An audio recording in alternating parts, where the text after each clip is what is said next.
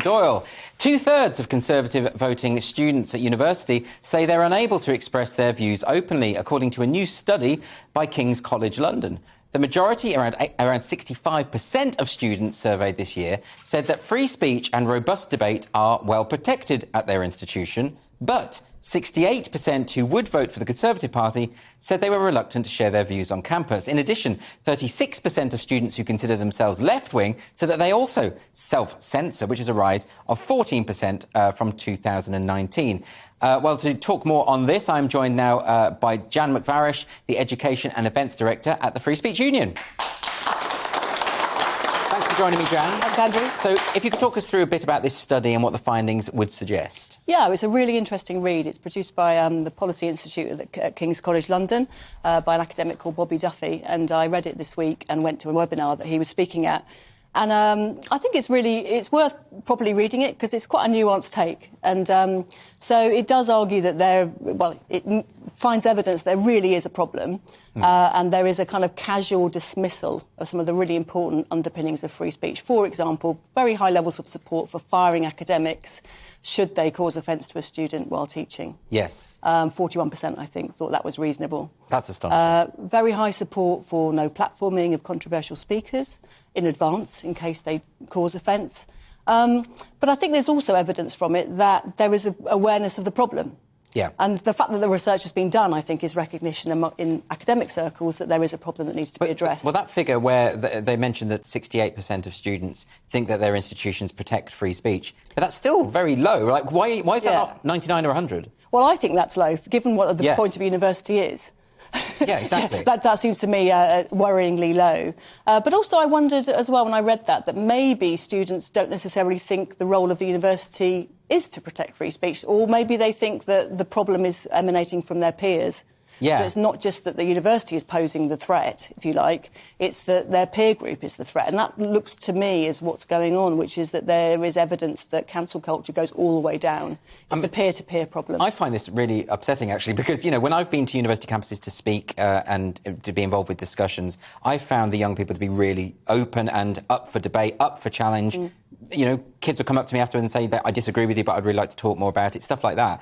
And maybe that's just my lived experience or whatever, but that has suggested to me that actually there is an appetite for what universities are meant to be about. Mm-hmm. But this study kind of doesn't really fit in line with that. I'm not sure, actually, because I think what comes through from it. It's a large study, and there's lots of different questions that were asked. So, and some of it looks paradoxical. So on the one hand, yes, there are worrying attitudes that are being expressed about free speech.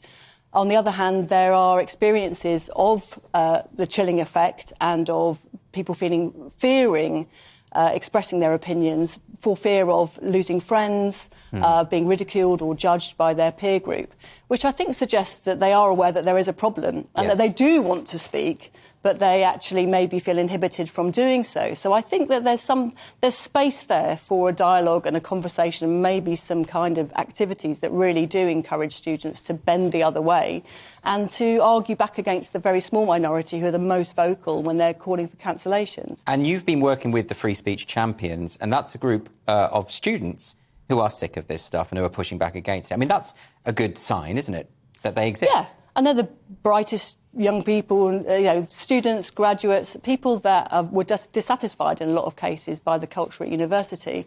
And I think the very fact that there are young people who they understand what the point of a university is, and they don't always experience that when they get there. And that might be because of academic staff who've set a really quite appalling example over the last few years of what an academic culture should be like.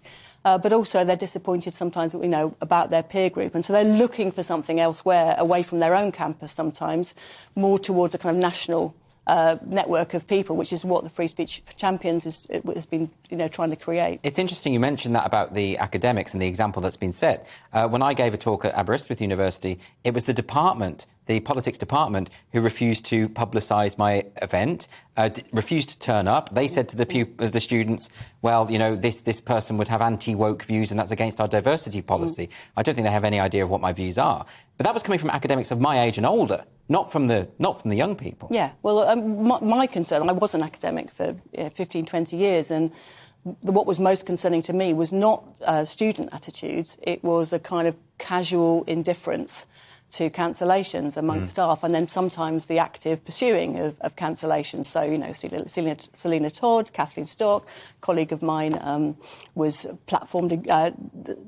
platformed or attempted with a no platforming by feminist academics for giving a controversial paper about rape, or rather a well-thought-out paper about rape, actually, but they deemed it controversial. So it's who decides what's beyond the pale. I think that's really changed. That's a problem, isn't it? Because when no platforming was originally introduced by the NUS back in the 70s, I think it was, that was specifically about fascists.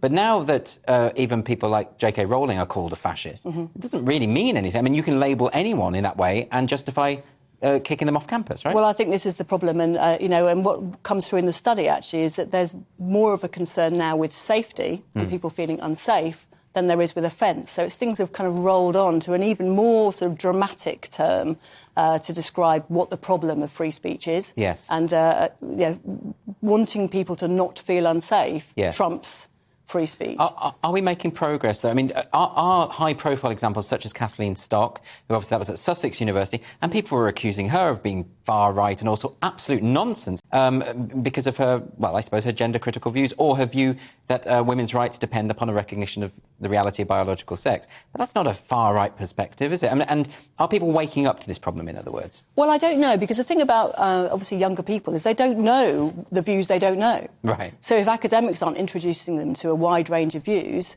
and their peers don't yet know that those views exist, well, how do they know what they're missing out on? So how can they have a kind of wide-ranging debate? So I think it's somebody can be tarred with the brush of being extreme or controversial, and actually to most of the population would be really surprised that that's considered to be a controversial view. Wouldn't it be helpful, though, to have controversial speakers as well? I mean, we're talking about people like feminists who are innocuous. Innocuous as in they're not controversial. I don't think the belief in biological sex is controversial.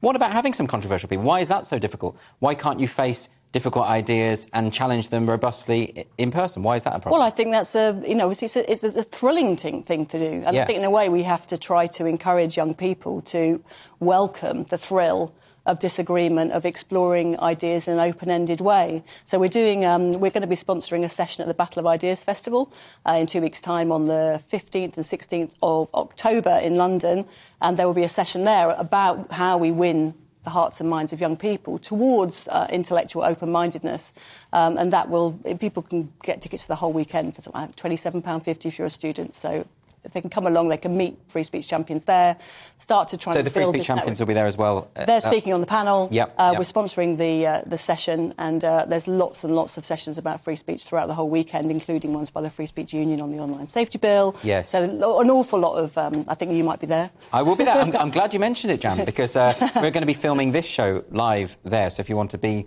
in the audience, just come along. You can do that. And it's, like you say, very cheap if you're a student. £27.50. Yeah, and that's the whole weekend. Yep. So it's really worth doing. Yeah. Are you positive about the future, Jan? When you know, we keep hearing these overtures about free speech being in crisis, and we keep hearing stories about no platforming. Are things moving in the right direction now, or has the government's intervention helped, would you say? I think the language is being created to actually discuss the problem, at least. There's a very high awareness in that research from young people of cancel culture, which is good. Yeah. Because we now have a term. It's a bit like when woke has come along, and at least we have some kind of way of referring to the problem. Yes, but activists say that cancel culture is a myth invented by the right. Well, I know, but I think from lots of the young people that were surveyed do seem to recognise that there is this thing called it, rather than just deny that it exists. Yeah. And also some of them are expressing concerns at having been compelled to express opinions on controversial topics, which is a whole other kettle of fish. So I do think there's some evidence there that young people maybe will become amenable to having more open conversations about these things because a name has been given to it. Well, also, don't they want to just be treated like adults? Well, that would be good, and what you also need is adults to act as adults in the university space, and that would be progress, I think. And I think my kind of attention would be focused on academics, actually. Free Speech Union is organising an event in November for academics to try to work out how we can cultivate a culture that is supportive of academic freedom amongst students and academics. And that, to me, that's really where the leadership has to come from. It has to come from academics and from the institutions themselves. Well, Jan, thanks so much for joining me today. Really appreciate it. Thanks, Andrew.